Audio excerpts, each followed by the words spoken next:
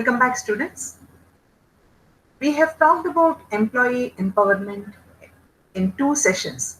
For the past two sessions, we've been talking about what was employee empowerment. We talked about the meaning, the definition. We also talked about the theoretical approaches to employee empowerment. We also talked about the benefits of employee empowerment and what hinders employee empowerment, what promotes employee empowerment. Today, in this final session with reference to employee empowerment, we are going to talk about the pros and cons of empowerment in an organization. We will start with the pros. Basically, when there is an employee empowerment, we see that there will be increased productivity and morale. The employees can make their own decisions, and this in turn increases the productivity. The employees don't have to wait for the approval from a manager or a supervisor, and the workflow doesn't slow down or stop for that matter at any point in time because they have that autonomy to make certain decisions. Employees solve their own issues and they keep moving. They feel confident that the input will be valued, listened to, and acted upon. That sense of being valued matters a lot. Input will be valued, listened to, and acted upon, more likely to share their views and ideas. What happens is when their inputs are valued, listened to, and acted upon, the employees thus will be more likely to share their views and ideas, and this benefits the employee, not only the employee, but also the employer. John Zing, PHCC Educational Foundation says, sometimes it takes an employee stepping outside of their authority to show the benefits of employee empowerment in order. The second advantage is improved quality. Providing employees with tools and guidelines and proper training to make independent decisions often encourages them to produce quality work. Whatever work output would be there, the quality of that work would be much more enhanced when there is employee empowerment. And this in turn helps the organization to meet its goals. And also it encourages the employees to produce quality work. And when trained properly, such employees, empowered employees, are empowered enough to solve the problems of self as well as look into the problems of otherwise. They take risks which are challenging and they do win these challenges. There is a creative approach to work comparatively, and they also assume authority on the tasks. In fact, in a 1999 study of Canadian hospitals conducted by University of Alberta, it was found that a culture of employee empowerment and ownership is a key to reach quality improvement goals and maintain quality standards as well. The third advantage is the better customer service. Simon Sinek says that empowered employees provide exceptional service, and this is experienced firsthand, according to him. Empowered employees have the power to make decisions without a supervisor. They are entitled to go off script. They can bend the rules, do what they see fit if they believe it is the right thing to do for the sake of the customer. The empowered employee can create a feeling of true customer service that ultimately yields much greater customer loyalty. Organizations which give employees the freedom to make decisions on the spot often find that the service to internal and external customers is improved. The fourth advantage is the embracing of change. Empowered employees are free to change and challenge the status quo for organizations, considerably critical for organizations which are fast changing and are in the technology based environment. This is very much required in the current world in the contemporary world of fast paced change. Organizations which feel uncomfortable about questioning their status quo will most probably stay stagnant. They don't move. Encouraging environment where the employees feel free to ask, offer, as well as challenge new ideas will help both the employers as well as employees with an openness to change. There is a lot of improvement which can be seen. The fifth advantage is collaboration. Empowered employees gain a lot of self confidence, and their abilities are utilized to influence the organization and in turn influence the organization. They feel comfortable in exchanging new views and ideas. With the confidence that they have gained in their own abilities, which can influence the organization, they can also exchange these new views and ideas. They collaborate with colleagues in a broad and honest manner because everyone is open in terms of expression of new ideas, innovations, and such a behavior which guarantees openness, which demonstrates openness, such behavior boosts teamwork as well. And it promotes and increases involvement in supporting the main goals of the organization. Whatever the main goals are, it produces a conducive atmosphere in reaching those goals. The sixth advantage is that the communication is boosted. Being less prominent in knowing the changes in the organization is not a good to feel thing for employees. They would want to know more. They would want to know what is happening. They would want to be a part of the change, the process of change. The culture of management is receptive to intake of employees and gives them a better sense of control over the strategic and financial decision. This better sense of control over the strategic and financial decision will help in a long way. Managers should keep the employees informed regarding environment and jobs which make them more comfortable. Share their ideas with the management. Make them share their ideas with the management. Will improve their morale. For all these benefits, the managers should keep the employees informed regarding environment and jobs. The employees become more receptive towards any positive training from the management if there is a communication from the management side to the employees. In turn, the employees will be more receptive and also will communicate further to the management in an open way. The seventh advantage is, at the end of it, who matter to an organization? The clients. These clients will be much more happy. A key area when financial improvements have been realized from empowering their employees is that the clients feel that they have been given power, they feel happy, they feel satisfied with their position, they become more enthusiastic, they feel better, and they communicate with attentive and friendly staff. So this communication which becomes feasible, applicable, viable when it comes from management to the employees and from the employees to the clients in turn feel happy about it, and they feel justified in being the clients of the organization.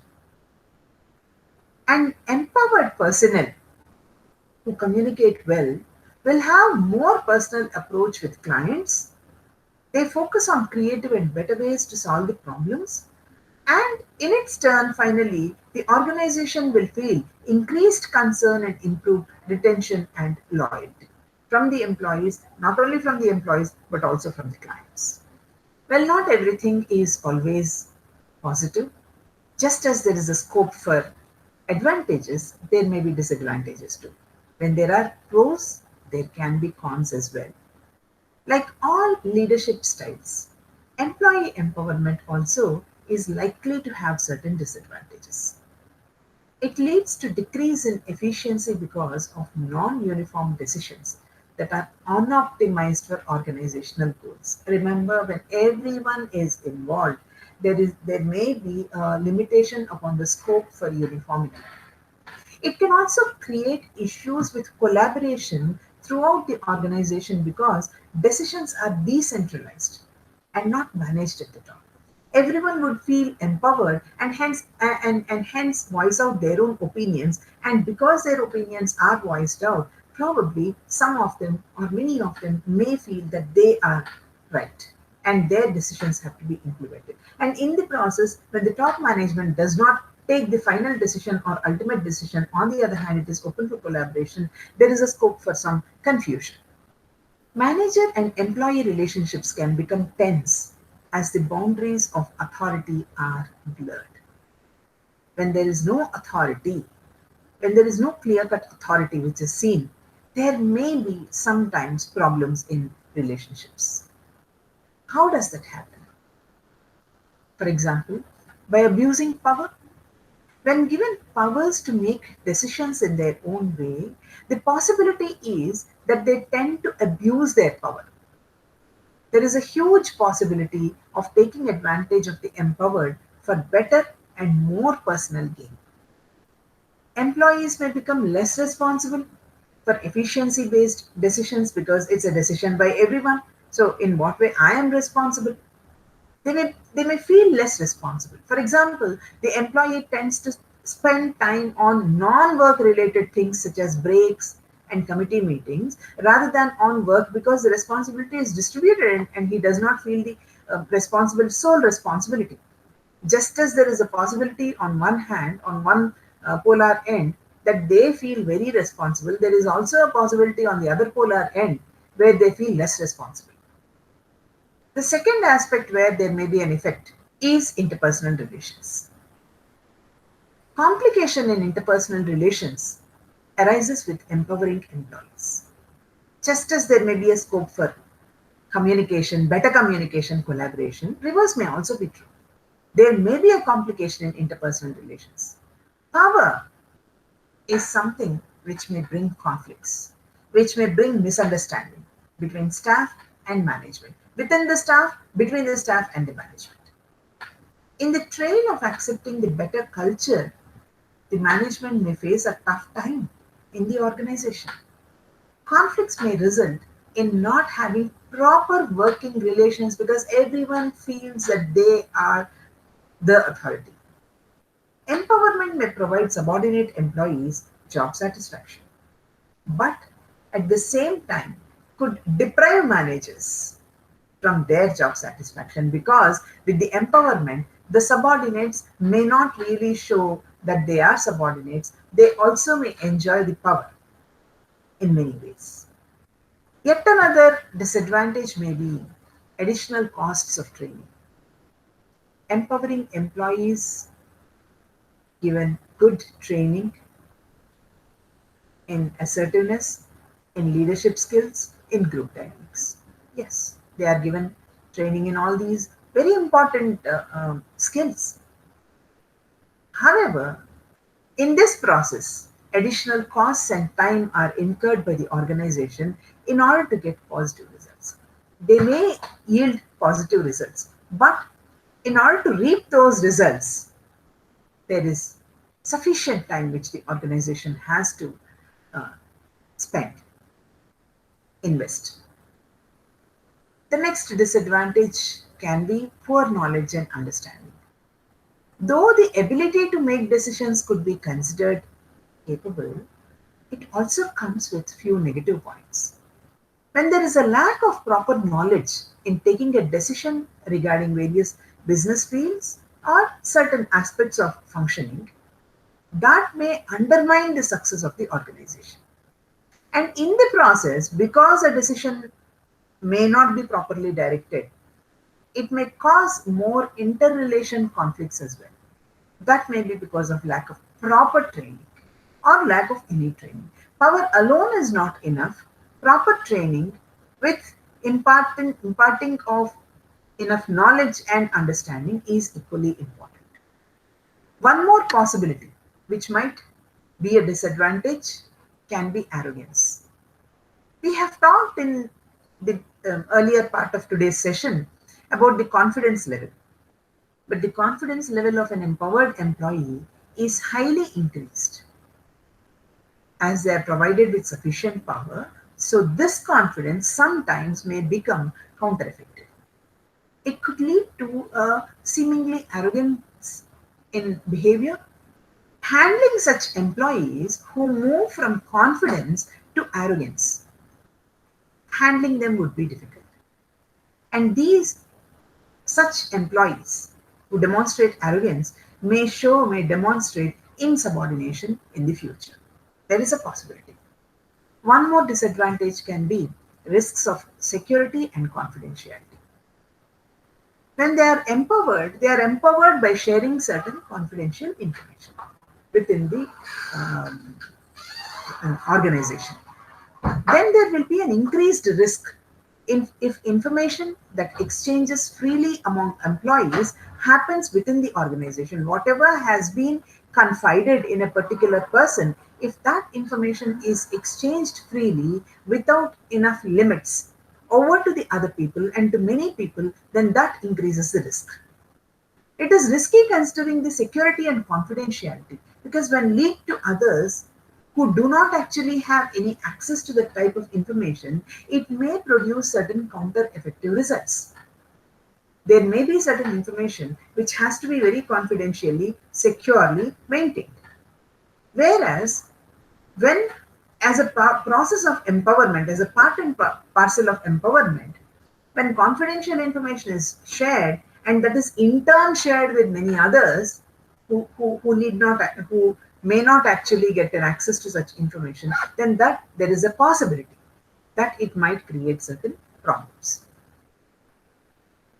So may we move on now from empowerment to enlistment.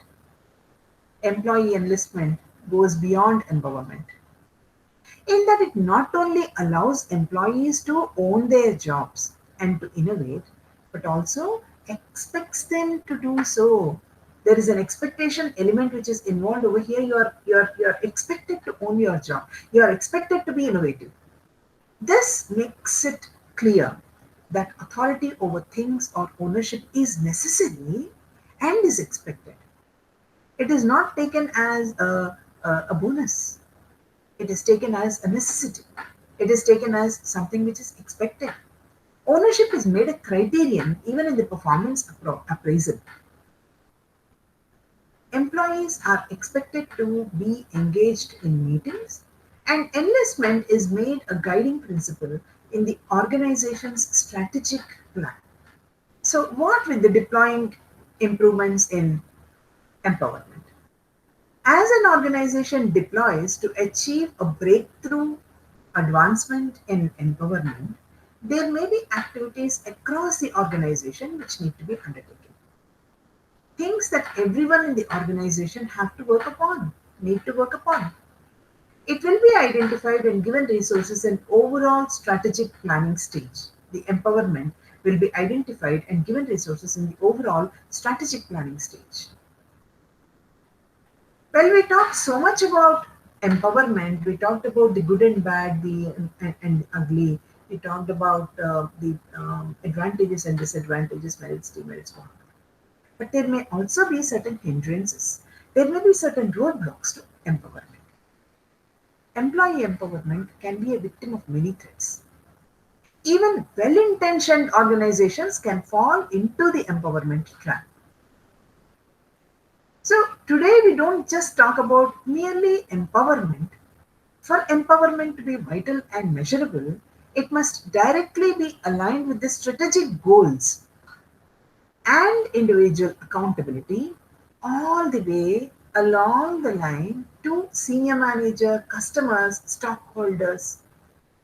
Everyone has to be taken into consideration.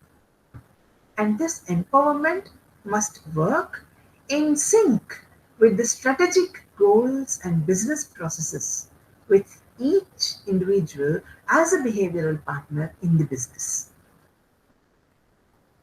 This kind of empowerment calls for the kind of courage and honesty that most managers never dream of.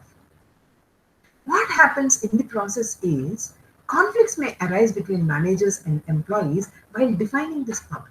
It's like we often uh, joke about it, isn't it? Both of us are equal, I am more equal. It's like that. You are empowered, I am empowered, but power is with me. That's how some may feel. Either ways, from both the sides. The decision making authority expected by the employees might not be the same one which the managers are willing to accept. There is an incongruence over here about what is expected and what it is. Employees could stop the efforts in this process. They may become cynical and may lose interest. They would just say, so what? What after all this that we have done? We are not decision makers. Managers might not be willing to give up the necessary power. They may not have the wish to give away the power from their hands. Fully training employees to be able to take their own decisions could be a time consuming process as well to the organization and to the management. And this in itself can be considered a large barrier. Efforts could take long to show results and could burn up important resources, not only financial but also in time, in terms of time and energy, the days, uh, uh, the contribution of the manpower.